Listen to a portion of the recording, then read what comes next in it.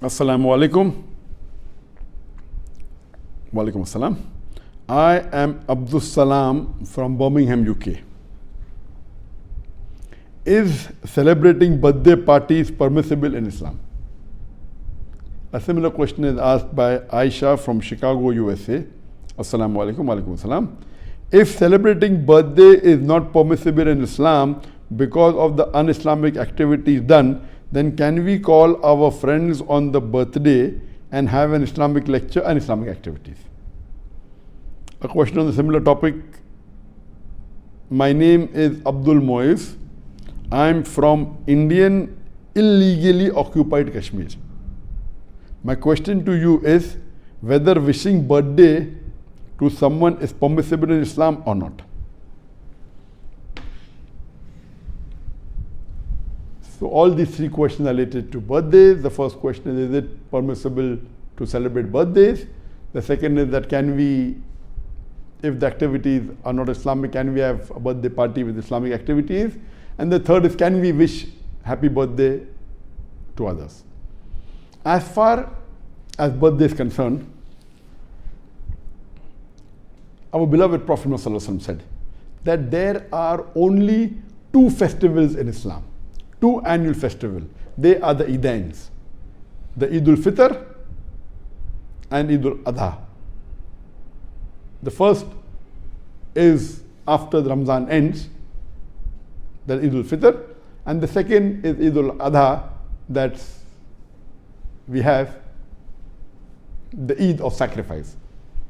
These two are the only Eids that are annual Eid is there, that is permissible to celebrate. And the Prophet also mentioned that the weekly Eid is on Friday. So there's one weekly Eid and two annual Eid. These are the celebration. So any celebration which is celebrated annually, every year, is against the teaching of Islam, except these two, the Eidain, Eid al-Fitr and Eid al-Adha. That's the Eid al-Nahar, the Eid of sacrifice. Birthday is more of a Western culture and people celebrate it.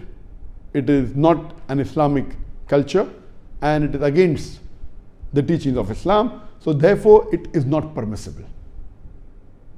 Any celebration which is done on an annual basis, whether it be wedding anniversary, whether it be Valentine's Day, whether it be Mother's Day, or whether it be Teacher's Day, all these type of days or annual celebration, except for the two Eid, are not permissible in Islam. If you have a normal party for graduation, no problem. If you have a marriage and you have a party and a celebration for marriage, as long as nothing haram is done in that celebration, is permitted. So celebrating things which are good like marriage or graduation at one time, no problem. But making it an annual affair, you start saying, I will have wedding anniversary, so this is not permissible in Islam. This is the main basic ruling. There are other reasons why it's not permitted. Many of the things that is done on birthday, it is against the teaching of Islam. If you go back to the history of this birthday cake, how did it originate? We come to know it is from the time of the Greeks. And at that time, in the olden days, they made cake which was honey cake, which was round in shape, to resemble a moon for worshipping moon god. It was round honey cake resembling a moon, and they put candles on it. So this was in reverence to the moon god. Then we have, if you read history, we come to know that in Germany, the bakery in 15th century, they used to bake cakes. It became common. Then you have in the Roman history and so on and so forth. Today, they put candles, and depending upon how old are you, if you're 10 years old, they put 10 candles. If you're 20 years old, they put 20 candles. Or sometimes they put one additional candle to say that you're going to spend one more year. And there are many cultures, there are many ideologies, many superstitions. Then people, they wish and then they blow the candles.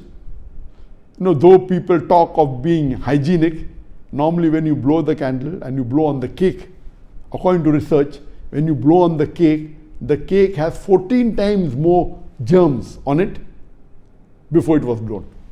So imagine we talk about hygiene, but we blow the candles kept on the cake, and there are germs going onto the cake, and we serve that cake to everyone. We talk about hygiene, talk about science, but this is all unhygienic. There are various other activities associated with birthday which may be haram. For example, today most of the birthday parties, they involve music, which is haram.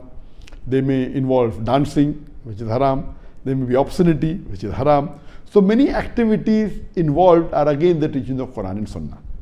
But the basic thing is celebrating itself is haram. Second reason is because activities may be haram.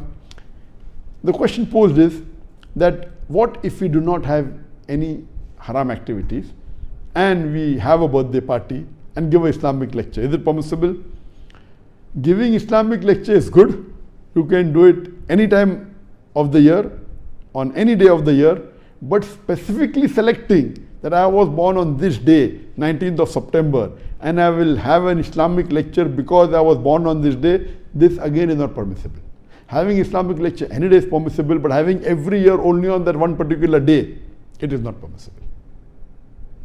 Furthermore, many a times birthday celebrations involve celebration of spiritual leaders, of messengers, like Jesus Christ, peace be upon him.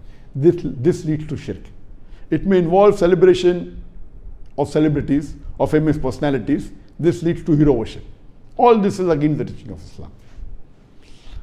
Regarding the last question, that is it permissible to wish someone happy birthday when celebrating birthday itself is not permissible? So where is the question of wishing someone happy birthday? Normally, when a person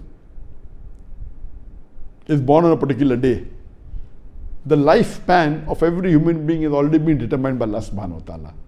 In fact, when a birthday comes, he is going to live for 1 year less. So is it a point to celebrate or is it a point to mourn? So there is no concept, it is illogical that you're wishing someone a happy birthday because he has become 20 years old or 30 years old. In fact, he is going closer to his grave. Irrespective whether he is going closer to the grave or not, celebrating birthday per se is not permitted in Islam, whether even if it includes activities which are Islamic, celebrating per se is not permitted. And as I mentioned earlier, that with most of the birthdays that we have today, it is associated with shirk, with associated with un-Islamic activities, with music, with dance. That's the reason my advice to the Muslim brothers and sisters, to the Muslim children is that we should stay away from such cultures which are against Islam, against the teaching of the Quran and the Sunnah, and we should not celebrate these annual events which is not part of the Islamic culture and Islamic teaching. Hope that answers the question.